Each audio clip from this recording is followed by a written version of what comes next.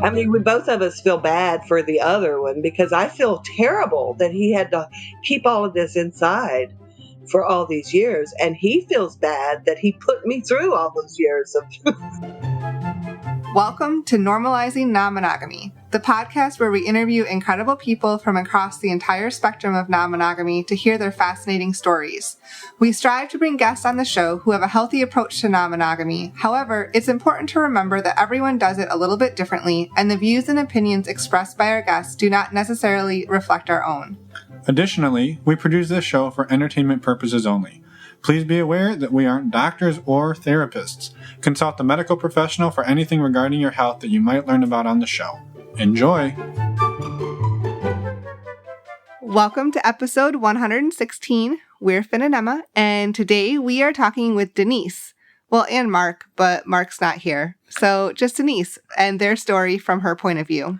Yeah, and she has permission to share this and consent from Mark, and it's a super powerful story, and we're really grateful that she's came on to talk about it and that they were both willing to share the story.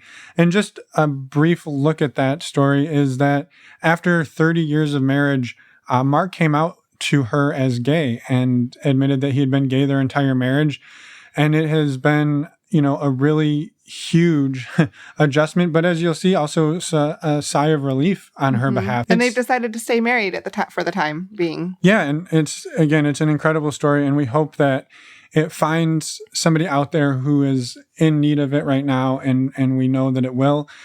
And again, thank you to Denise and Mark for sharing, and we hope you enjoy it. Yeah, definitely. A few quick announcements, though. First up is our next Patreon Q&A call is actually tonight, Wednesday, March 25th at 9 p.m. Eastern and 9 p.m. Pacific. We do these once a month, and we're actually trying to do some other events too, social distancing, virtual events.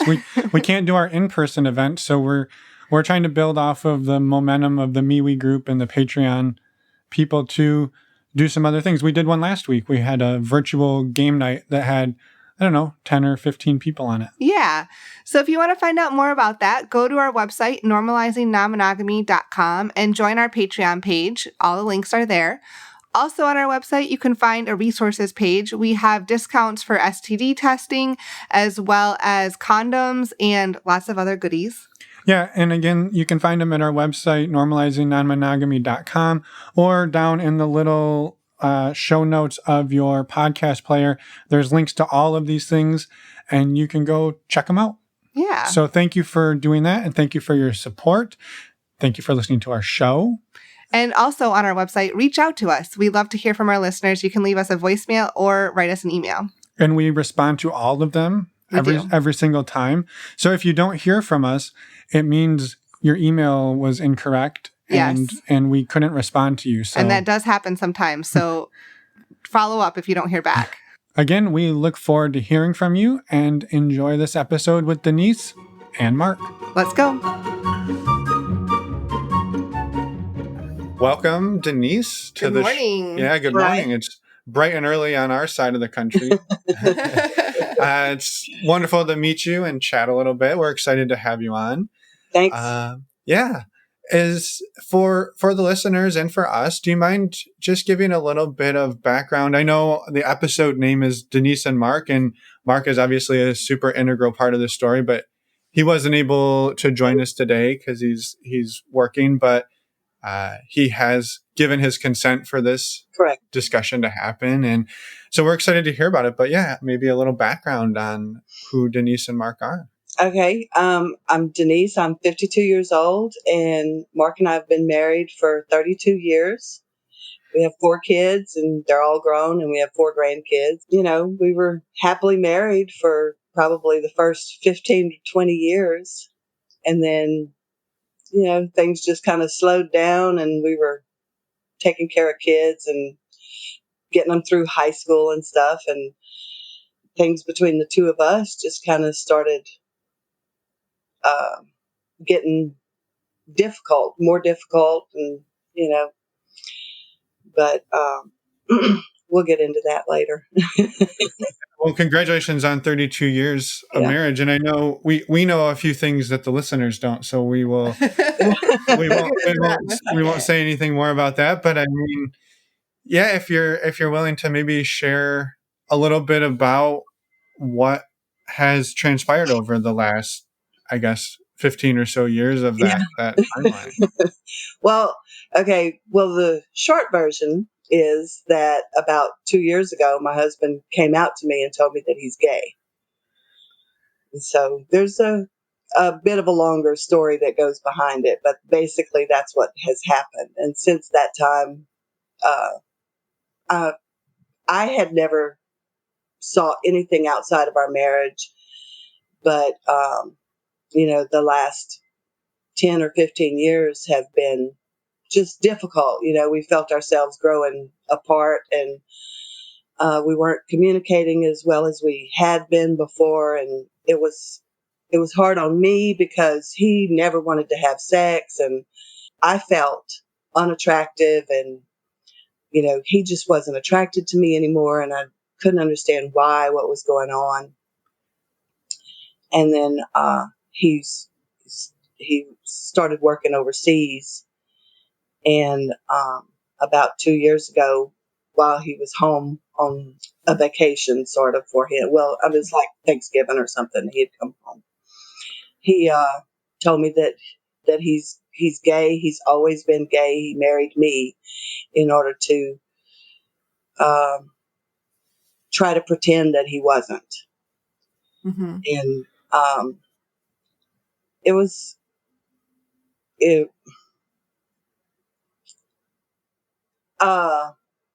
I don't want to say that it was hard to accept that, because actually when he told me that, it like it was a relief, because everything that I had been thinking before then was that there was something wrong with me. Yeah.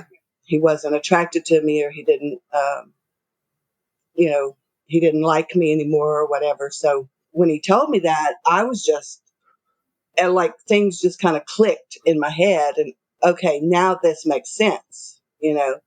Now I can understand why everything had been happening. And before that, I had never looked for sex or anything outside of our marriage, even though we hadn't had sex in like 10 years with each other. I wasn't, I mean, both of us were raised, we're from the South, and we're both from extremely conservative families. And both of our sets of parents are, well, his parents are both dead, but they, no divorce or anything in with our parents. So that was the models that we saw, and that was, monogamy was what was being modeled for us, and so that was the only way that we knew. That was all we knew. Right. And you fell into that default. Exactly, we did, and or I did. So even though there was no sex happening in our marriage, it never occurred to me to look for it outside, Right. because I just assumed, well, this is just how things are now. Yeah, right. You just you go without because that's the way it is. Yeah. Right. Yeah. Exactly. Well, I mean, not an easy story to tell, but it is like you said, a relief when you realize. Obviously, it's hard to hear, right? That this almost it was a lie, right? For 30 years. 30 years, Exactly. but at the same time, like you said, like everything probably just made sense Yeah. for.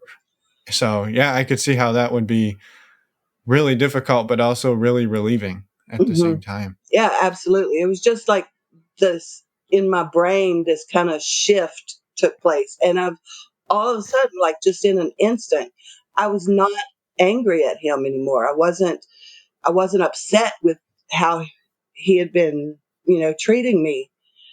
Suddenly I just realized, I just understood what was going on. And I felt horrible that he had to hide this from me. You Yeah, know, that he wasn't comfortable coming clean about it. exactly, that he felt like he needed to hide it even from me. And I've always been extremely open-minded, and much more open-minded than he had presented himself to be, you know. And so he was always the one who would make jokes about homosexuals and things like that. And I was always the one who was more accepting and telling him, you know, you can't make fun of people. You can't make jokes about stuff like that, because people have a hard time dealing with that, you know. And so when I finally asked him why he decided to come out to me now, he told me that over all of the years that we've been married, my openness about uh, homosexuality has helped him to be able to deal with it and come to terms with his own homosexuality. Mm-hmm. Well, it sounds like, as so many people do, he had a ton of shame around all of it, and it took him Absolutely. years and years to work through that, right? Yeah. And it sounds like that was his own personal journey, as much as you would have loved for him to share that with you too earlier, Yeah, right? absolutely. But he had to deal with it himself before he could invite me in. Right. Yeah. Well, I mean, it's amazing though that you were able to create that environment, and that, you know, I guess unfortunately it took 30 years, but that it did get there. And I guess, you know, one thing that maybe people picked up on that we'd love you to talk about is, this happened 2 years ago, and anybody paying attention at the beginning heard that you've been married 32 years. So you are not divorced, No, and you're not planning to get divorced, as far no, as, yeah. we're not. We talked about it at one point. Where do we go from here? You know, after I had dealt with all of the feelings that came from him telling me about it and everything, and then we went on a vacation somewhere together, and you know, we just talked about it. Like, what do we do now? Where do we go from here? And I think what we came up with was neither one of us is looking to start a new relationship, or, you know, neither one of us has any kind of serious relationship going on outside of our marriage.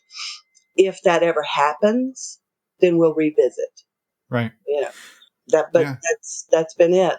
Yeah, Yeah. you still enjoy each other's company and We are do. happy in that compassion or companionate marriage. Right. We're best friends, or we always had been until probably the past 10 years. And since this has come out, we've gotten a lot closer again.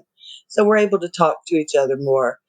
And we have kids, we have grandkids, and I don't work. He supports me. So there's the financial aspect, you know. But yeah, just we enjoy each other. We still like taking trips together and traveling together and stuff. So neither one of us really wanted to leave the marriage. Because he works overseas and I'm here in the States, it's kind of like we're separated, but not really. I mean, you know, we're still married, and we still love each other. Right. It's been a long time. You know, 32 years is a long time. It is, yeah. Yeah. And you don't just stop loving somebody because of something like that. I mean, obviously, right. Again, it's not easy, but like you said, he's your best friend. And Right. yeah. Well, I think maybe then what has developed since that 2 year mark ago, or roughly, you know, when he came out, in terms of the two of you being able to start exploring other things outside of the marriage, right? You know, has he been exploring, you know, things while he's overseas? And have you, now that you kind of realized that it wasn't you weren't, you know, the problem, Or broken. or broken, Right. has that opened things up for you as well? It definitely has. And I mean, you know, I found out that he already had been exploring things outside of the marriage, you know. And I think I don't want to speak for him, but I think he was starting to feel a little guilty about doing that, and me not knowing about it. And Yeah. that was probably part of the reason that he um, decided to come out to me. But yeah, once we had talked about it and came to terms with what it meant for us and where we were going to be going from that point, then I was just, well, this means that this means that I get to have sex with other people then, because I'm not going to be married to somebody who definitely is never going to want to have sex again. Yeah, you already went that 10 years, right? Exactly. Because I really like sex. So, so I just downloaded a couple of dating apps and just kind of started looking. And like I said, my self-esteem had been really low before that because of the 10 years that, he did not want to.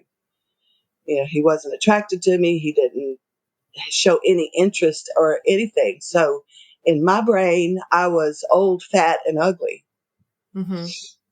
So it took a lot for me to put myself out in the dating apps, because I talked to him about it after, before I started doing it. And he was like, he said, you're not, though. You're not old. You're not fat. You're not ugly. He said, you need to find somebody who can help you fulfill your needs, because I know that I can't. And he felt really bad that he put me through the 10 years of just not knowing what was going on, Right, Yeah. right. Yeah. And even now, right, with him saying that, it's hard to believe it, right? Because Right. it's it's so ingrained in what you feel. And I think this is something that I think even, couples who are, heterosexual or attracted to their partner in some, sexual capacity, after time you almost stop believing them, right? You're like, oh, Yeah. well, you have to say I'm attractive. Yeah. And so sometimes seeking that validation outside of your primary partner is very helpful for Yeah. your self-esteem. And I can Exactly. see in your situation where it would be even more so. Right. Yeah. Yeah. It has helped. I mean, I'm, it's been 2 years now, and I'm just starting to get comfortable with the way my body looks, and realize that, there are people who appreciate it. It's, I'm not thin. I don't, and I've had 4 kids, so I've got, fat rolls, and so I was always real self-conscious about that. But now, you know, I've I've come to realize that there are people who appreciate that about me, and who actually even like it. So, you know, Yeah. Yeah. So how has the dating gone? It sounds like you have gotten a little bit of your self-esteem back, which is yeah, amazing. And definitely. um It's hopefully more. it's gone pretty well. I haven't really been dating a lot. It's mostly just hookups. I mean, Yeah, there's nothing you wrong with know, that. because to start with, I just wanted to have sex. I mean, it had been 10 years. I just wanted to have sex. So that's how I started doing it. And I got comfortable doing that, and I have somebody I'm supposed to go meet sometime later this afternoon. So, um, there have been some, I guess you could call them friends with benefits. Just kind of, we weren't really friends though. Maybe they were just more fuck buddies, because we just, we get in touch with each other whenever we have time or whatever. And, Hmm. but, um, I like that, because when it's just a hookup, you have to try to figure out what the other person likes, or what they're going to do that you like. And you have to do all of that upon meeting them for the first time, you know. And but when it's somebody that you've been with a couple of times before, then you kind of know what they like, they know what you like, and things are a little bit easier. So, but not really dating. Haven't really Right. been dating. So, Yeah. That's super exciting. And I mean, it, I'm curious, how has the relationship between you and Mark shifted now that right now openly that he's been exploring with other people, Right. and he now knows you're exploring with other people. How have the two of you been able to navigate that? Because in a lot of relationships, that's difficult when you for Em and I, we're primary partners who are mostly heterosexual. So there's sometimes, in those types of dynamics, you can say like, well, you're supposed to be attracted to me, but now you're attracted to that person. And there can be that conflict. But for the two of you, it's a little bit of a different story about how that, Yeah, it came to is. be. Because I can't expect him to be attracted to me anymore because I know that he's just not, Mm-hmm. and it's not because of me personally. He's just not attracted to women, Right. which I am, Yeah, you can't change that like Exactly. if you don't, I mean, you can, but you don't if you don't want to. That's Right. who you are, right? Right. Exactly. No, it's been, like I said, it's like when he told me, there was just this sudden shift in my thinking, and so all of a sudden I'm fine with it. Where, 5 years ago, I would have been upset and jealous, finding out that he's seeing other people or, having hookups or whatever. But knowing that it's not because of anything that I've done, and nothing has really gone wrong between the two of us, has helped me, what am I trying to say? I enjoy knowing that he's seeing other people. I like knowing that he's out there and, you know, having his needs met just as much as I am. And Enjoying he's, life a little bit. yeah, and definitely enjoying life. And as far as I know, he feels the same way because, we don't talk about every single person that we're with each other. But occasionally, I'll send him a text with a picture of somebody and say, look what I just did, or, and then he'll do the same thing. And it's always really supportive, oh, I'm so glad, or, he looks so hot, or, stuff like that. So a lot of times he'll send me a picture of somebody, and my response to him is, I would do him. Yeah, is he bisexual? Yeah, I was to say, is he into women?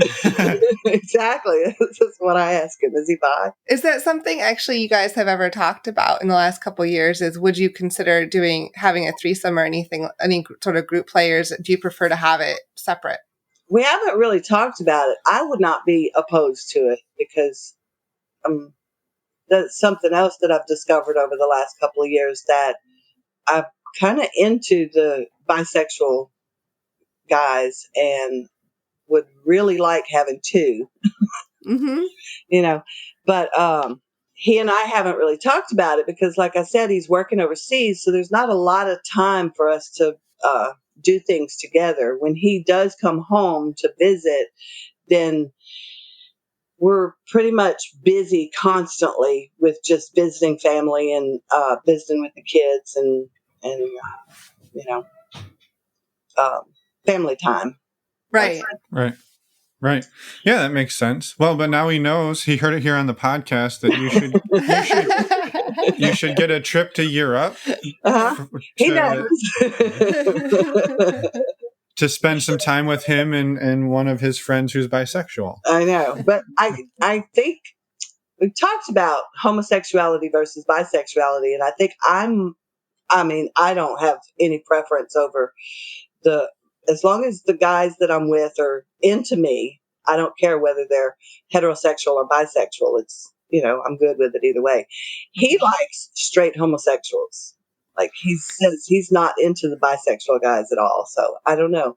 Okay. So that might make him a little more tricky to find the perfect person, but Exactly. yeah, it's still going to happen someday. You never know. Yeah. Good. So we'll see. Wow. How about, I was curious, how have you handled this with your family? and outside, I guess, friends and stuff, have you talked about it with, especially your kids? You know, they're, I would imagine, pretty close to you, it sounds like. Yeah. So is this something you've talked about and explored, or is it something you've kept between you and Mark? After he came out to me, then within a couple of days, he came out to all the kids as well. Like he Okay. didn't want that to be a secret for me to have to keep from them, because they live pretty close to where I am, and well, they did.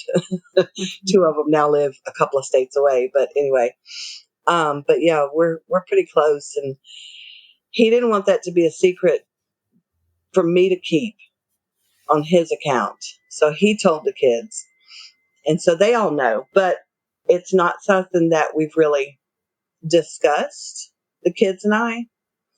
And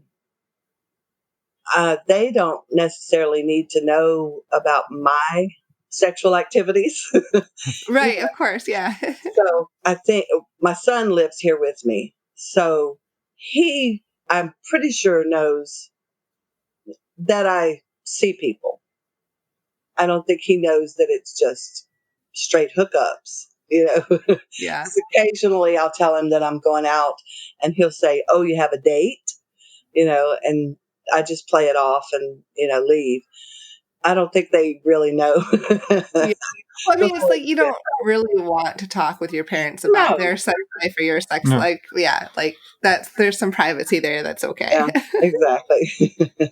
Yeah. Yeah. Well, and I think, maybe that's something that's important to talk about is that, you've decided to hang around the marriage, right? So you are fulfilled in a lot of ways, right? Like, I mean, if the two of you were to get a divorce, it's not like you have to worry about custody with your children. No, There's no, like a lot of the major roadblocks that hold families together when they, would otherwise divorce are, right, for the most part, not an issue. So I think it sounds like you really are getting your needs met. You've got your best friend and life partner, and you're getting the sex you want now. right. And so it's really exciting to see that. I think one thing I was curious about is Mhm. there's oftentimes a myth that women aren't in it for just the sex, right? That it's like, well, women want relationships and they want longer term things. But for Mhm. you, you're like, hey, yeah, no, just hookups, maybe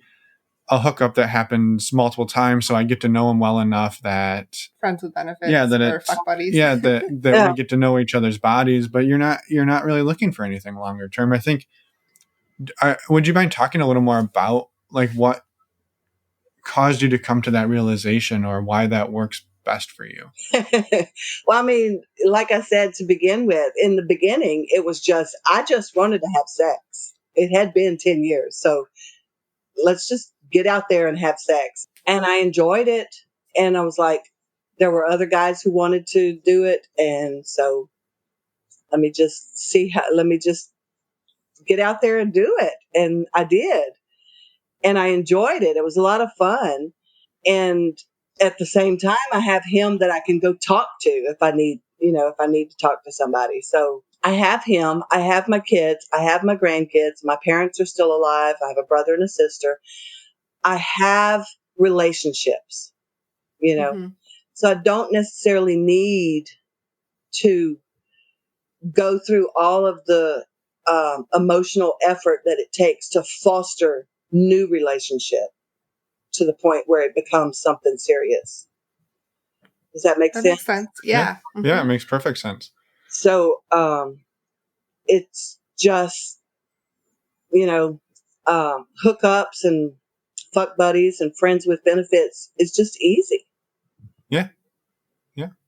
No, it's awesome. And I think maybe the other piece that would be great to hear a little bit about is we often get emails from people who say, well, they maybe don't describe your exact situation because it's somewhat unique, but they will say, I'm in a marriage where we're not having sex, or I just got a divorce and I'm, 50, 55, obviously it's way too late for me, right? Right. It's my time is past. And I think maybe talking a little bit about like your experiences as somebody in your 50s who is all of a sudden jumped back into the dating or sex game, Yeah. so to speak, and what that's looked like, and maybe to help some people that are thinking, yeah, it's way too late for me. I'm done. Well, I mean, that's definitely something that I thought about too, because when he came out to me, one of the first things I said to him was, why couldn't you have told me this 15 years ago when I was still young enough to be able to attract people, But I just downloaded a couple of dating apps, put myself out there, and, I started getting some interest. And I don't particularly go for men the same age as me. I kind of like them a little bit younger. So I put that on my dating profile, and turns out there are a lot of younger guys who are into older women. So it has So it worked works. out. But Yeah. that, I mean, the main thing, because you get to this age and you've got so much life experience behind you, and you form opinions about yourself that aren't always the most positive, Of course. Yeah, we all do that. And by the time you've gotten to your 50s, you tend to have had a lot of years of forming these not so positive opinions about yourself. So they're pretty ingrained, which is why so many people, in their 50s who suddenly find themselves single or available, tend to put themselves down or think that they're out of the game or that it's too late for themselves, because all of the negative opinions about yourself have built up and become so ingrained over all the years. Yeah. But just get out there and see what's there. Yeah. Have you seen those beliefs that you had about yourself start to melt away as you've done this? Yeah. I mean, I still think I'm old just because, my body feels like it's falling apart sometimes. But I don't look at myself as fat or ugly anymore. I have extra, around my body, but that's just because of I've had so many kids and I'm lazy. I don't exercise or anything. At And least you've come to accept that. Yeah.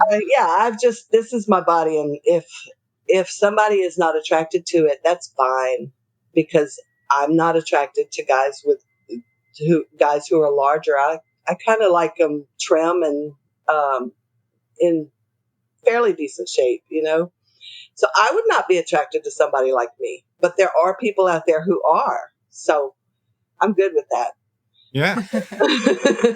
Yeah, I know. And I think that's something that you mentioned when you wrote to us that you listened to Dan Savage. And I think that's something that you hear when you listen to that show, especially, is that for just about any type of kink or fetish or person out there, there is somebody who's interested, right? Yeah, and absolutely. You found those people who are interested in hooking up with someone who's older than them and has a different body style than them. Right, And exactly. And that's awesome. It works.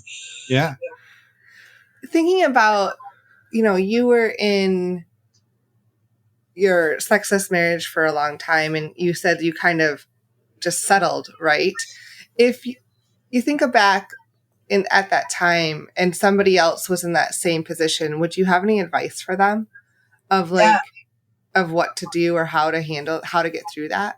I mean, like I said, I don't want somebody to just settle, because that was years and years and years of self-hate that I went through.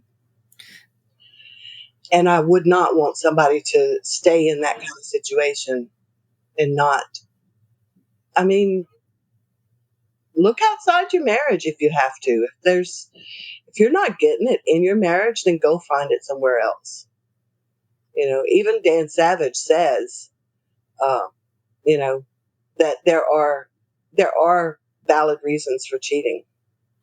Mm-hmm. Yeah. And I think, where a lot of times where he's coming from on that is if you're financially beholden to somebody, right? Or you've stopped becoming a partner and become maybe like a full-time caregiver, and Right.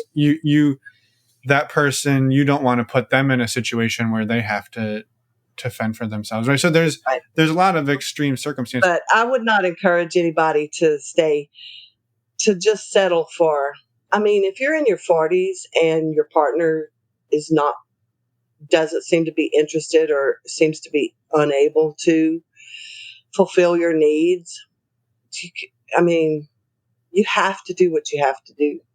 There's no reason to stay in that kind of situation, because your 40s is not old. My parents are in their 70s and they don't have sex anymore. I hope. No, you don't know that for sure, do you? I do. I actually do know that. My dad has LVAD, and he's always talking about how it gets in the way. He can't have sex anymore. So, but that's not that.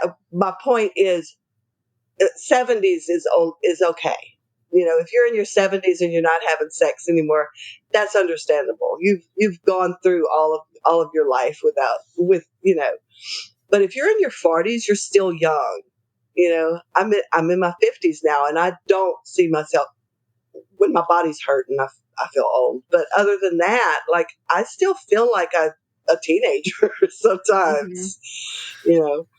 Yeah, no, that's awesome, and I think it is reassuring for people to hear that just because you turn 50 or honestly 60, or probably there's people listening who are 70 and are Oh, I saying, know. I'm hey, sure. we're still going to town right now. So Yeah. I mean, Yeah. it's definitely, it's awesome to hear that. Do you mind maybe just like, because I'm just curious and nosy, the first date you went on when you were like, okay, my husband just told me he's gay. I haven't had sex in 10 years. I'm going to get on this app. And I imagine that was just like a kid in a candy store to some degree. But also, I would make me Maybe a little intimidating, anxious or too. yeah. So I A guess little bit.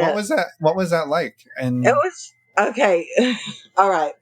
It was kind of hard because, first of all, you have to understand that a little over 2 years ago, it was 2 years in August, so probably 2.5 years ago now, I was diagnosed with Guillain-Barré syndrome, which is a condition that where your immune system attacks your body and it eats away the myelin sheaths on your nerve endings, and you end up paralyzed. wow. Oh, So wow. over the course of 3 days, I went from feeling perfectly fine to not being able to move or use my legs or arms, Wow. Jeez. and ended up in the hospital for a month. And then when I was released from the hospital and from rehab care, there is treatment for it. So I'm almost 100% recovered now. Oh, that's really A great. couple of numb spots on my toes, but that's all right. But when I was released from the hospital, I still wasn't walking yet, and was having trouble getting around and doing things for myself. And I needed to be somewhere where there was someone who could take care of me or help me out if I needed it.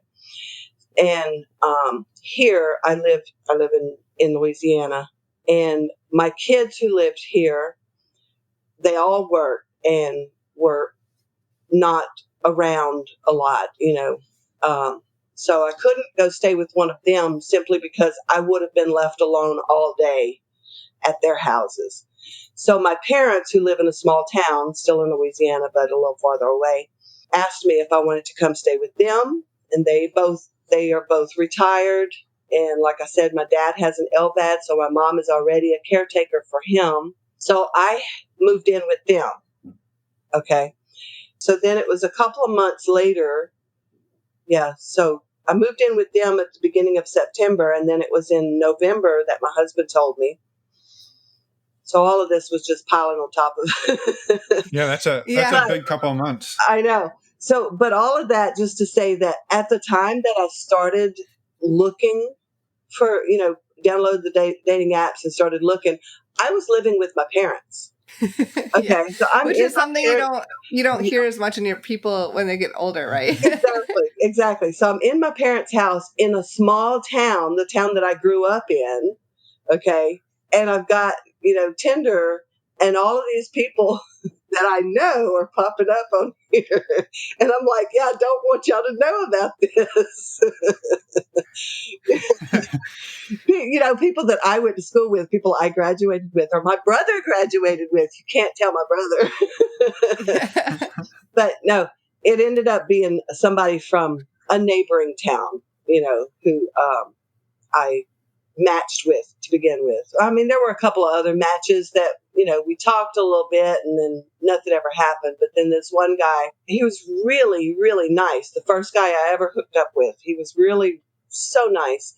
We were texting each other, and I told him I would be willing to come over to his house. And he said, we talked a little bit, and then he said, I have to ask, why are you so willing to come to my house when you don't even know me? And he said, be honest about it. Why are you willing to do this?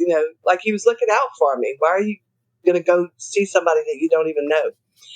And I said, honestly, I haven't had sex in 10 years. And he was like, oh my God, come over right now. And my parents are downstairs and I don't want them to hear it. Exactly. So, yeah.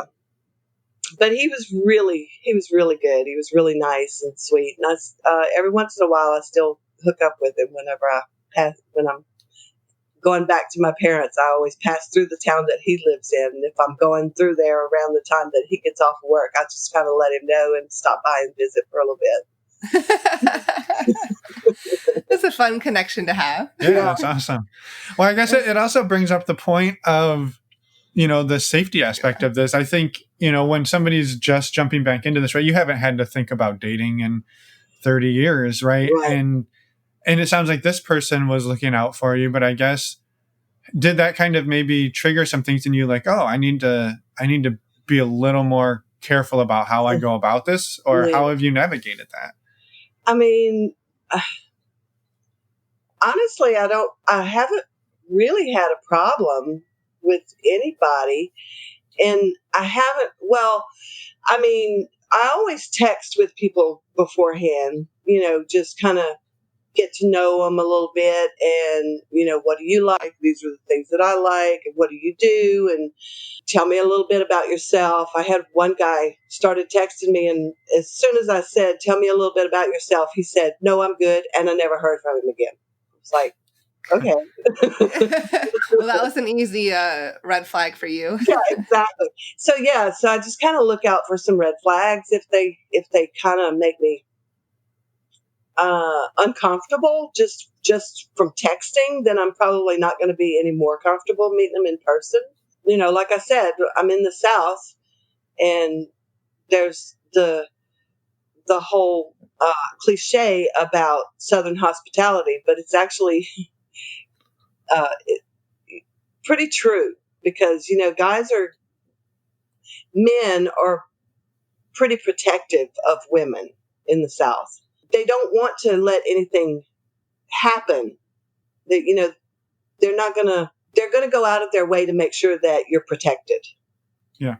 Okay. Does that make sense? So I feel pretty confident meeting up with guys here.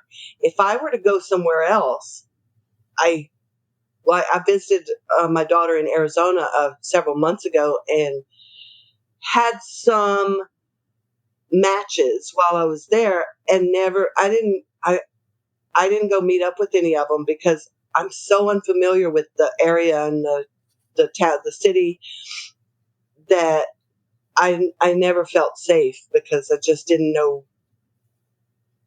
The culture is different. Right. Yeah, I mean, I think it's that you feel a little bit safer because you're at home. You understand the people in your area a little bit better, and you also probably have lots of people that and friends. I would hope that you could call if you needed to. Yeah, absolutely. And that's one thing that I do. I have a cousin. He doesn't live here. He actually lives in Alabama. But anytime I'm going to go meet somebody new, I always send my cousin a text. He's the only person who actually knows about what I'm doing. And I just send him a text and say, with a picture of the guy and where I'm meeting him, just because I've watched so many, IDTV shows that if something actually does happen to me, I want somebody to know where I last was, or Yeah. where I was going. Good. So, I'm glad you do that because I think that's an important part. right. So, but yeah, Let someone know where you're at all times. right. This is where I'm heading right now. If you never hear from me again, please tell the police where I was going. Right. Yeah. Yeah. Awesome. Well, that's good to hear. And we're super excited to, have had the chance to talk and to hear about the story. And, I think in one sense it would have been awesome to have Mark be a part of this, to hear a Right. little bit of his side. But I also think that there's a lot of value in hearing it just from your perspective as the Right. person who kind of went through that, having to, having their partner tell them that they were gay for their entire marriage, right? Right. I mean, that's incredible. And I hope that, I don't think either of us think he's a bad person or that he did it, He's obviously he was a victim of circumstances in a right. lot of ways. Exactly. He was a victim of his upbringing, actually. Yeah, exactly. And I hope that maybe someday we can have him on the show and hear, his perspective on it. But I think, maybe are there any final things that you would like to share with people, like leaving it with, words of wisdom coming from somebody who's gone through what you went through and is living life high right now? Yeah. Yeah. Well, Just hopefully in a much better place. That's what it right. sounds In a like. much better place. You don't have to settle. Yeah. If you're not getting what you need out of your marriage, don't settle for it. Don't stick around in a marriage that you don't have to be in. I did, but it's because it was all I knew. There was nobody there. There was nobody outside of my marriage telling me, you don't have to do this. You don't have to live this way. You have other options. By that time, my kids were in high school, so they were old enough. They, fend for themselves pretty much. Yeah, just don't settle. Right. Yeah. I'm curious, and I know you probably don't have the ability to tell this type. I guess you probably don't have a perfect answer necessarily, but do you think if he had told you this 15 years ago, you would have stayed together and continued the path you're on right now? Probably. I think so. I really do. I think we would probably be in the same situation that we're in right now. Just we would have stayed married and, had fun outside of the marriage. But there would have been more. Here we go back to being old again. There would have been more of a chance of one or both of us finding someone else that we would fit better with outside of each other. Well, it sounds like you're both still open to that if it happens in the future. If it At least happens, have the yeah. conversation. Absolutely. If it happens, we'll revisit the conversation. Absolutely. Yeah. But if he had told me, 10 or 15 years ago, there probably would have been more of a chance of that happening than there is now. I think we're both old and settled and don't really want to expend the energy that it takes to start and foster a new relationship. Yeah. Completely makes sense. Yeah. I can't blame you one bit. So I kind of always knew that. I say I kind of always knew.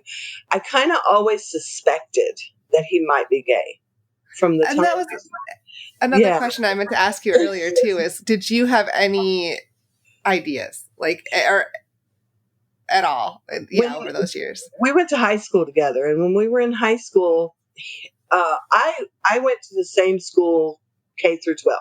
I grew up in this town, and I knew all the people that I was in school with. He moved there when we were in 10th grade.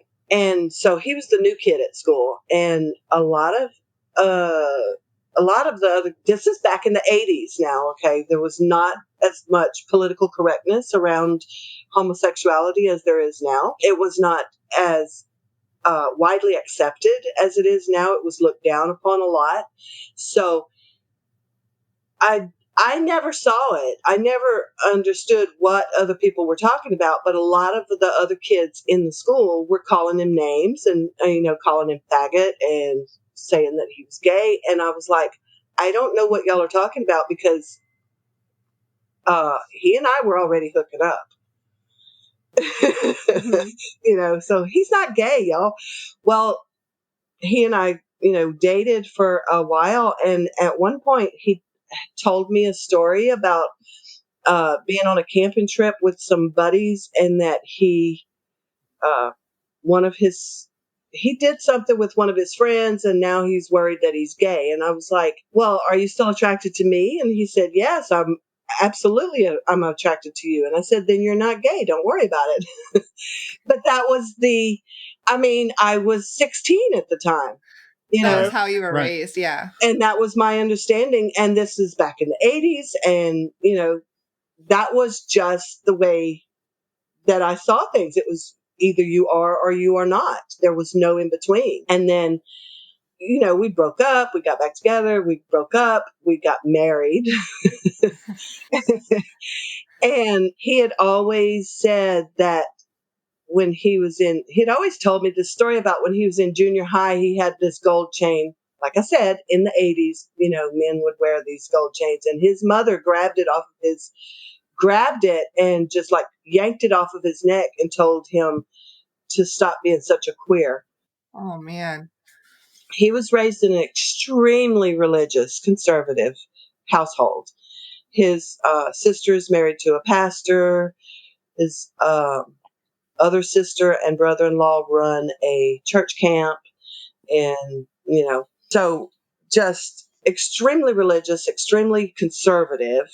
And it would never have been comfortable for him in any way whatsoever to come out to his family. Right. And he still hasn't. And I don't think he ever will. He loves his family. He loves his brothers and sisters, but they are all very close-minded. Right. My family is a little bit more open, but still very conservative, very. Yeah. Mm. Yeah.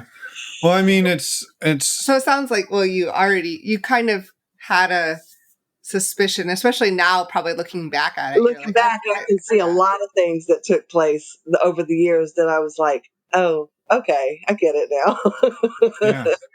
I understand. He was in the military, and so we traveled we moved from place to place. And anytime we would move somewhere, he made friends really easily, and he made deep friendships easily, and I'm not like that. I mean, I can make new friends, but it takes a while. I'm not as outgoing as, a lot of people are. It seemed like he would make really intense friendships with some of the people that he was friends with. And looking back on it now, I realized that he was actually attracted to these men that he was making friends with. And to him, he was feeling new relationship energy, just because I mean, you could feel NRE for friendships as well as, yeah. romantic relationships.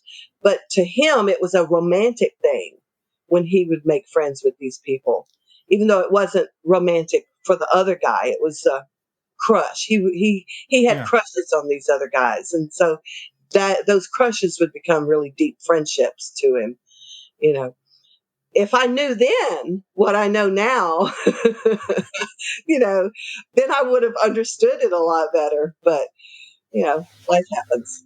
Yeah. Right. Yeah. Well, I mean, obviously, I would say it's not an ideal situation, but I think that really, what he had to go through and having gone through it with you is probably one of the better ways he could have had to go through that, right? Like if Right. you've been so accepting and so open-minded and open-hearted about the whole thing that obviously you wouldn't wish it on anybody that has to go through this for, I guess, for either of you, but that you got to go through it together and that you are going through it together. I think it's amazing. Yeah.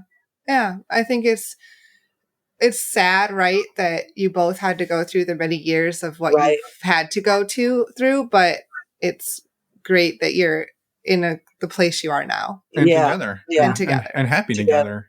Yeah. I mean, we both of us feel bad for the other one because I feel terrible that he had to keep all of this inside for all these years. And he feels bad that he put me through all those years of feeling bad about myself. So, but yeah. Well, I mean, it sounds like you've both gotten to a place of forgiving the other one too, and absolutely figuring, how to move forward. Yeah, definitely. Yeah.